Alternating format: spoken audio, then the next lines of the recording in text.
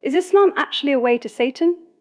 To understand why Islam can be classified as a satanic cult, one must look past its outward appearance and examine the fundamental disconnect between its claims and its actual reality. A cult, by definition, is a group that mimics certain divine qualities to lead followers away from true light, using deception as its primary tool. Satan, known as the deceiver, does not present himself as an obvious monster.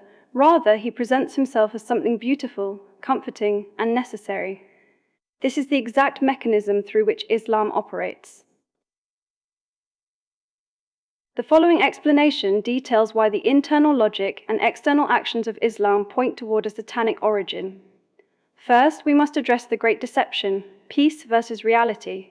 The most common claim made by Muslims is that Islam is a religion of peace. This is the primary way the cult establishes its presence in the able worlds.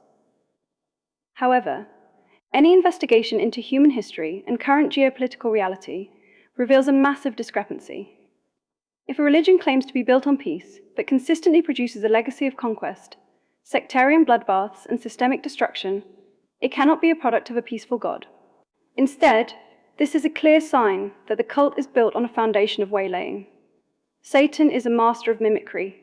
He knows that if he wants to lead people away from the truth, he cannot do so through obvious chaos alone. He must first present a veneer of peace. By masking its true nature behind the promise of peace, Islam gains a foothold in the hearts of men, only to lead them toward the inevitable conflicts that arise from its own dogmas. Second, we must consider Satan as the master of mimicry. To understand why Islam is a cult, one must understand the nature of Satan. Satan's greatest attribute is his ability to pretend. He does not walk into the world looking like an agent of evil. He walks in looking like an agent of light. This is exactly how Islam functions. It presents itself as the final perfect way, mimicking the certainties of God, but it uses these certainties to create an us versus them mentality that is a hallmark of cultic behavior. The constant state of conflict, from the early Islamic conquests to modern-day religious wars, is not a coincidence or a mere misunderstanding by men.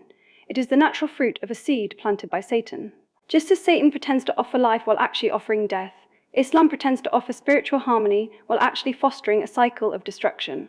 When a system claims to be the ultimate source of order but consistently results in chaos and violence, we must conclude that the source is not God, but the entity capable of such profound misdirection, Satan.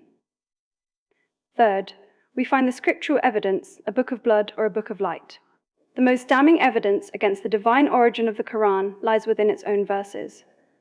If the Quran were truly the word of an all-loving, eternal, and peaceful God, it would be impossible for it to contain commands that promote violence, killing, and the subjugation of others.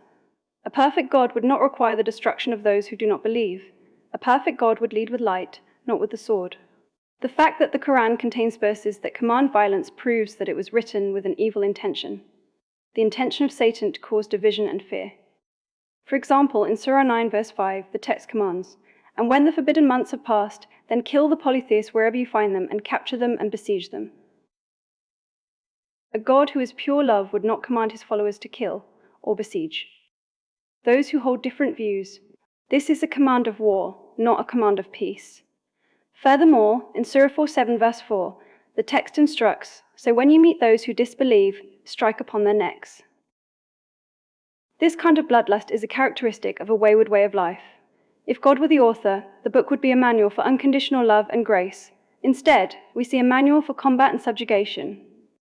Much of the Quran relies on the threat of fire and certain destruction to force submission. While God may punish, the heavy emphasis on fear and the violent removal of disbelievers points toward a source that seeks to control through terror, a primary tactic used by Satan to keep souls in bondage.